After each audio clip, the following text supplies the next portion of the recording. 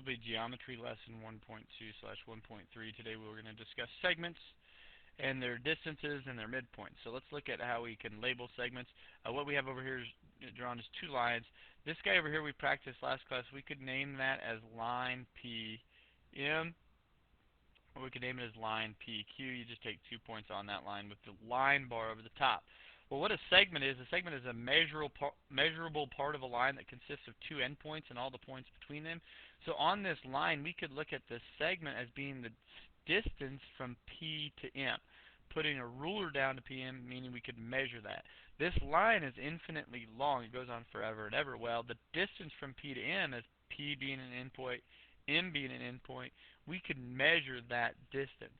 Now, to name that, we can name it line PM, line PQ. To name this distance right here, we could call that segment PM. Now, notice the difference here. Line goes on forever. We put arrowheads. A segment stops at an endpoint on each side, so we just have the segment bar. So we could also call this guy segment MQ.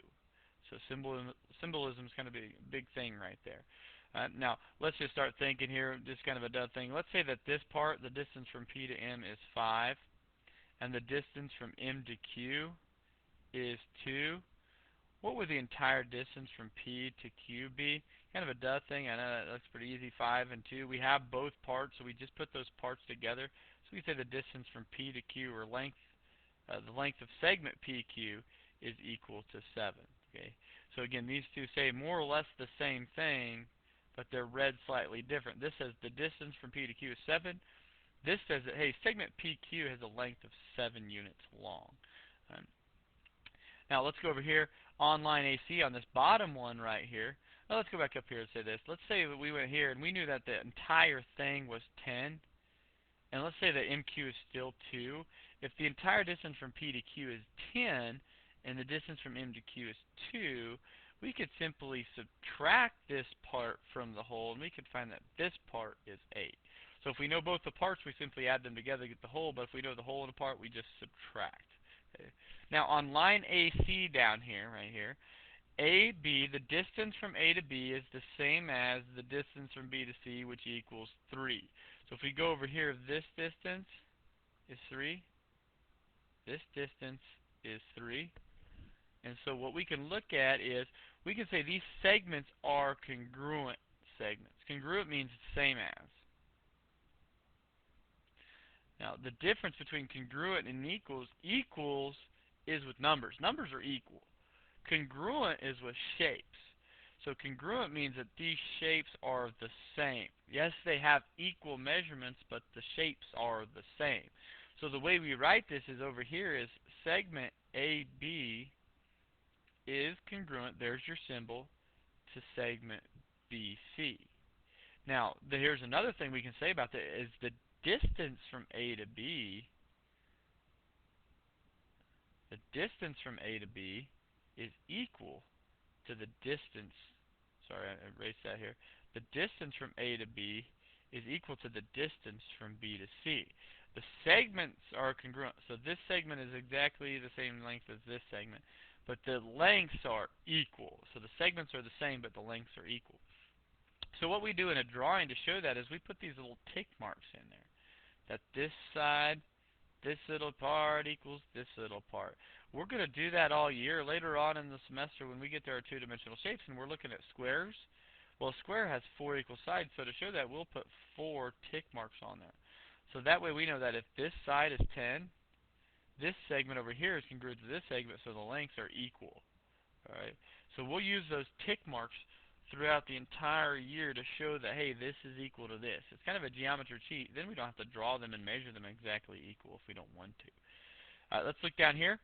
So now we'll go to example 1. It says find EF. So we want to find the distance from E to F is literally how that's read. So what's the distance from point E to point F? So we go here. This part right here is 1.2. This part right here is 1.9. So we want to just put those two together to get the entire segment. So we take 1.2 plus 1.9, which is 3.1. Now what we need to remember is we started with a label, so we better finish with a label. So we could say that that distance from E to F is 3.1. Now over here, kind of the same thing, except we have some expressions in here. No big deal. We still know that this part is x and this part is 2x. Well, now what we normally do is just like over here, we added those two parts. So I'm going to go x plus 2x. Now when we added the two parts, that equaled the whole thing. Well, the whole thing over here is that distance right there. The entire thing is the 2x plus 5. So we can set the two parts equal to the whole. So now we're just going to combine like terms and simplify and solve. So we would take x plus 2x, which is 3x, equals 2x plus 5. Variable on each side, so we need to move variables to the left. So I would go minus 2x minus 2x. That's Gandhi. X equals 5. That's part of your answer, part of the solution, not the answer, because what we need to make sure we do is we go back up and read and answer the question completely. It said find x. Done. We found x. But now we need to go find the distance from A to C. So if we go look back in our drawing up here, go back to the drawing board over here, the distance from A to C is represented by 2x plus 5. Well, we know what x is, so what we're going to do is we're going to substitute in. We're going to go 2 times 5 plus 5. So the distance from A to C equals 10 plus 5, which is 15. Now over here we had a label to begin with, so we finished with a label. Here we did not.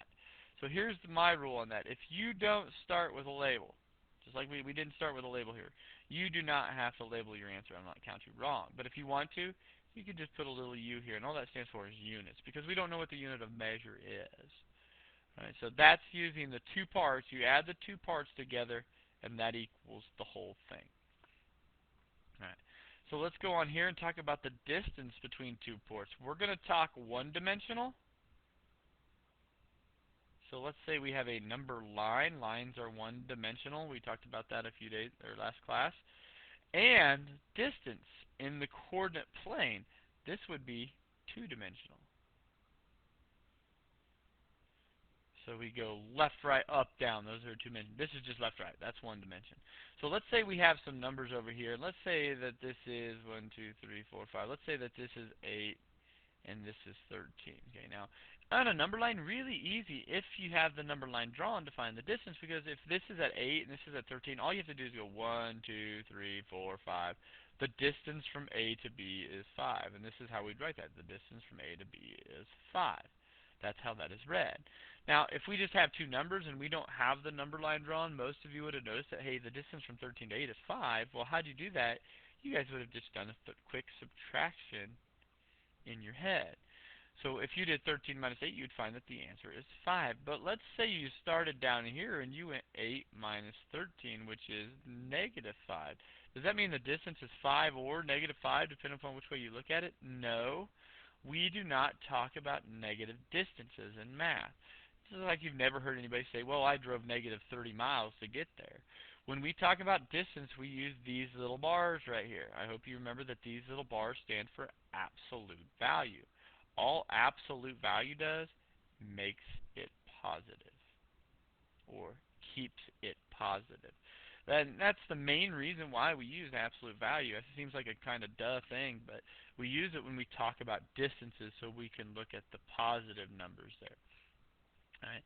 So let's go down here and we will start. We'll get to this formula here in a moment when we get to the two-dimensional portion of finding distance. But right now, let's go down to the number line, and we just want to find each measure. So we want to find the distance from B to D, from point D to point D. So let's go over here. B is at negative 7, and D is at negative 1. Okay, well now, since we have the number line, all we really have to do is just count. 1, 2, 3, 4, 5, 6. So we counted 6 units between B and D. So we can just put 6 right there. But now let's say we don't have the number line drawn and we want to find the distance between two numbers. All we have to do is take those two numbers, subtract them. Now remember, when we talk about distance, we're always going to look at the positive number there. So when we do this, we take negative 7 minus negative 1, which is plus 1. Negative 7 plus 1 which is negative 6, and then we would take the absolute value of that, which gives us 6. Okay, so the actual distance is 6. When we talk about distance, do not give me a negative number. We don't talk about negative distances. Okay, so let's look at D and G. The distance from D to G. D is at negative 1.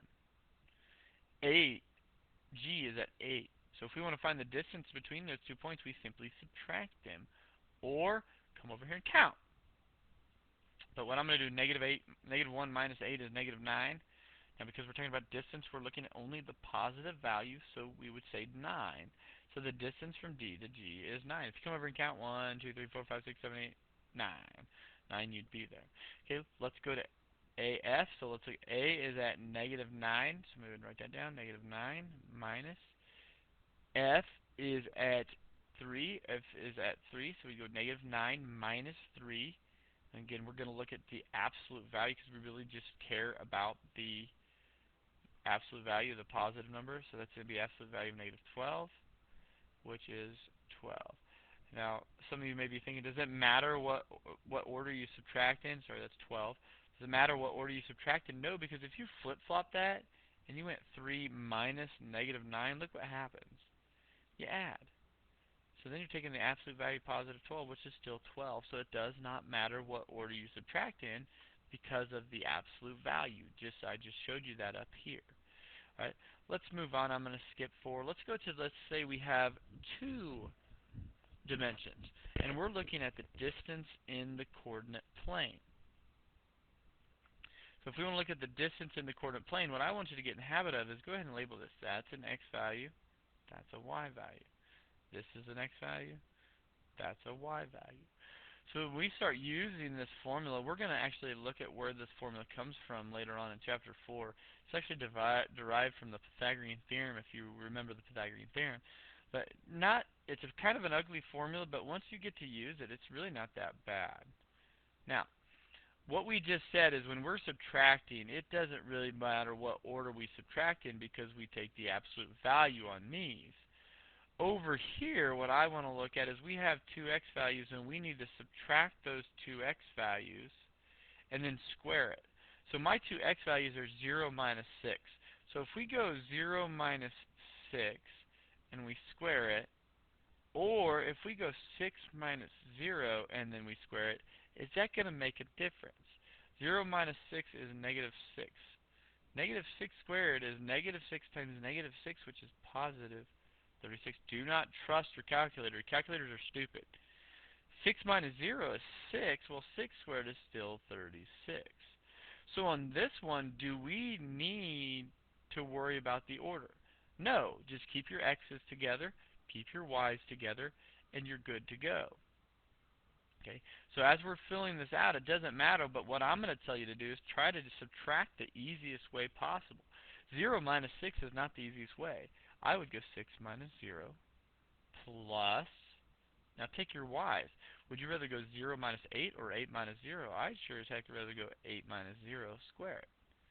So then go AB equals the square root. 6 minus 0 is 6 squared. 8 minus 0 is 8 squared. Simplify, simplify, simplify. You can throw this in your calculator. 6 squared plus 8 squared is 36 plus 64, which is 100. And then we square root 100, and we get that in our calculator, and we find that square root of 100 is 10. 10, nice, pretty. Now, guys, if this was square root of 101 or 110 or 120, and you got a decimal, that's fine. Go to the nearest tenth. But here we're good to go.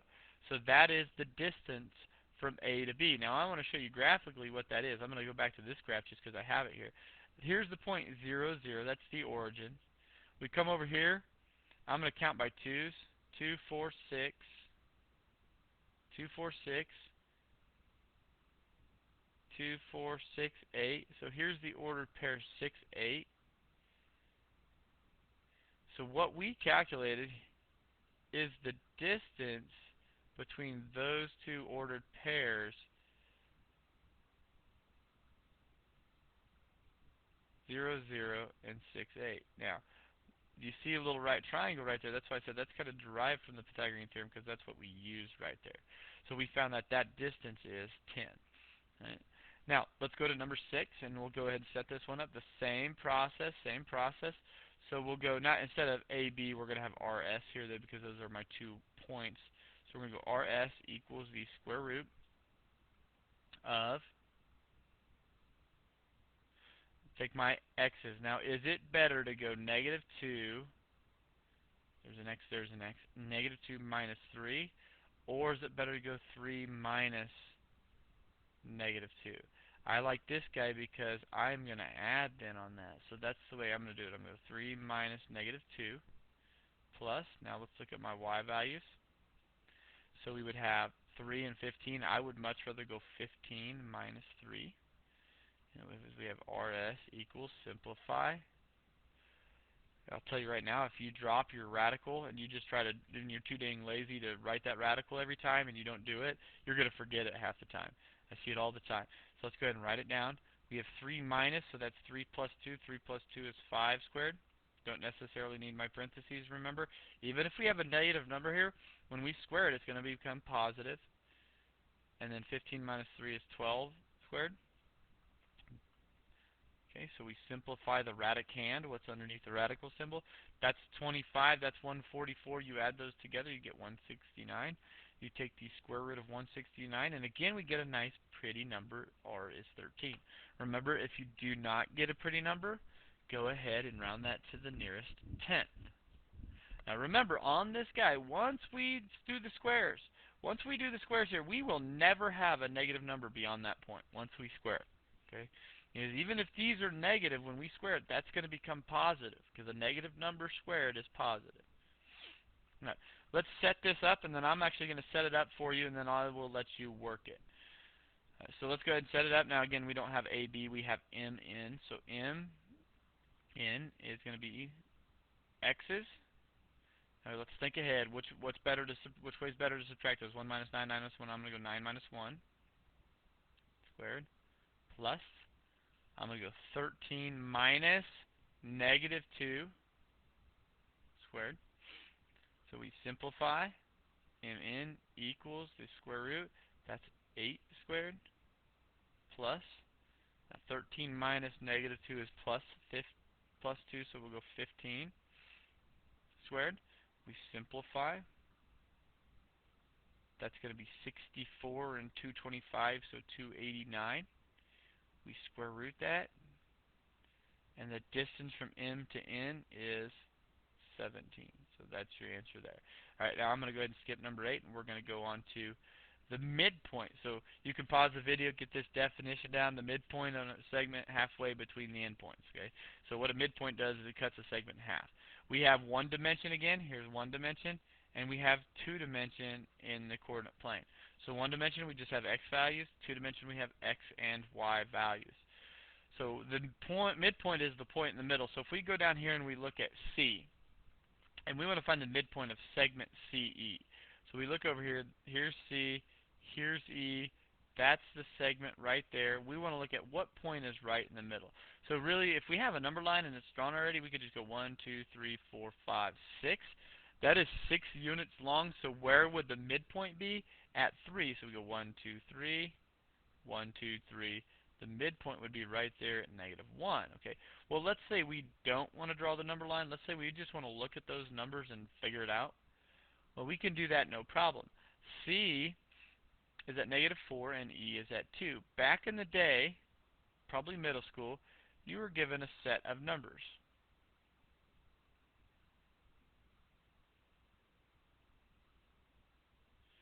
And your teacher told you, all right, I want you to find the number that's in the middle. You had three names for that. You either had the median, which was the middle number if you put them in order. You had the mean, which was the average. That's the average. Normally that's the strongest one. And then you had the mode, which is the most occurring. The most occurring in this one would be the 2. Okay, I don't care about that one. We want to find the average, the mean. Now, when you did this, you added all these numbers up. You would add every single number here. And then you would divide by 1, 2, 3, 4, 5, 6, however many there are. Okay, that's when you calculated average. But now what we're doing, guys, we're trying to find what number is between these two numbers. So we can still do the average here. So what we're going to do is this handy-dandy little formula right here is we're just going to take those numbers, -4, add it to 2, we're going to divide that by 2. So we are going to average those numbers. Negative 4 plus 2 is negative 2. Negative 2 divided by 2 is negative 1. So the point that is right in the middle there is negative 1, and we already counted over to find that. Okay, so I'm not going to count anymore. I'm just going to do the quick calculation. So if we look at number 10, D to G. So we're going to look at D to G. So here's D at 0. Here's G at 8. Now most of you know what number's right between 0 and 8, but let's do the math on that. So I'm going to go 0 plus 8, divide that by 2. That's 8 divided by 2. Well, the number that's right in the middle there is, of course, 4. So the midpoint of DG is 4. Let's go to number 11. A to F. A to F. A is way over here at negative 9. Plus, now notice we're averaging, so we're adding. That's different than distance. Distance, we subtract, subtract, subtract. Midpoint, we're going to add and average. F is at 3, so negative 9 plus 3 divided by 2. Negative 9 plus 3 is negative 6. Negative 6 divided by 2 is negative 3. So my midpoint is over here at negative 3. That means 1, 2, 3, 4, 5, 6. 1, 2, 3, 4, 5, 6. I'm the same distance away on all of those. Let's go to two-dimensional now. Let's say we have these ordered pairs and we want to find the point that's right in the middle. So you could think here, if we kind of graph this, we'd be at 0, 0. We'd be over here at 12. And then we'd be up here at 8. There's this point. Now we could go ahead if we wanted to, just like we did last time, and calculate the distance there. But our goal right now is to find, hey, what's that point that's right in the middle? Now this should make sense because if we're looking at my x values, I have an x value of 0 here. And over here I have an x value of 12. Well, what number is right between 0 and 12? Well, that's pretty easy. That's 6. Well, how do you calculate that? You average it. So in this case, we would take my x values. We would just add those together. Well, Mr. Drayer, 0 is first. Does it matter what order you add? No, it doesn't matter what order you add. That's the commutative property addition. We can add in whatever order we want. We divide that by 2. So what we can know now is that my x value of this ordered pair is at 6. Now my y value is going up. My y value here was 0. My y value up here was 8. Well, what's right between 0 and 8? Well, that's 4. So what's the y value of our ordered pair here for our midpoint? Is 4. Well, to do that, you just take 0 plus 8, or 8 plus 0. Divide that by 2. Well, 8 plus 0 is 8. 8 divided by 2 is 4. So my midpoint is at 6, 4. Now, I showed you that graphically. There's the algebra behind it. But that's how we'd calculate that. Now, remember, we are calculating a midpoint. So if we start with 2 points like this, and we calculate midpoint, we need a point. I'm going to label M to say that M is the midpoint. Now let's go over here to number 14. I have an R. Point R is at negative 12, 8. Point S is at 6, 12. So to do that, we're going to look at my x values, and I'm going to add them. All we have to do is be very careful of that negative. So I'm going to go negative 12 plus 6. Remember, it does not matter what order you add in, all over 2. So there's the x value. My y values are 8 and 12, so what I'm going to do is 8 plus 12 and divide that by 2. So do the math on that. We have negative 12 plus 6 is negative 6. Negative 6 divided by 2 is negative 3. Do not throw this whole thing in your calculator. Do some mental math, or do this calculation first, hit equals, and then divide by 2. Right. And then over here, 8 plus 12 is 20. 20 divided by 2 is 10. Again, do not put this whole thing in your calculator. If you do 8 plus 12, hit equals, and then divide by 2, hit equals again. Number 15, same process. So to find MN, to find the midpoint there, we're just going to take my x's, add those together. So I'm going to go 11 plus negative 9. Now, guys, 11 plus negative 9 is a subtraction. I'm not just going to add 9. That is adding negative 9. We're going to divide that by 2. And then we take our y's. So we're going to go negative 2 plus 13. Divide that by 2. So let's see what we get. 11 plus negative 9 is 2. 2 divided by 2 is 1. Negative 2 plus 13 is 11. 11 divided by 2. Now, guys, I don't care if you do two things here. 11 halves. That's 11 divided by 2. Or If you want to go ahead and go to a decimal on that, that is 5.5. Okay. And I don't really care either way, so either answer I'm okay with right there. This was easier. We didn't even have to divide it. Okay, so that is the midpoint in the distance formula right there. Okay, your homework would be worksheet 1-2. The distance formula, you need to keep your work nice and neat and organized, just like I was doing, and bring it down every time, and it should look nice and neat, kind of like a upside down triangle where it narrows down like that. Now on these midpoint ones, guys, that's pretty quick and easy. You don't need much work right there. Okay. Good luck. If you have questions, make sure you come and see me, or if you want to check, make sure you come in and make sure you're doing it right. Thank you.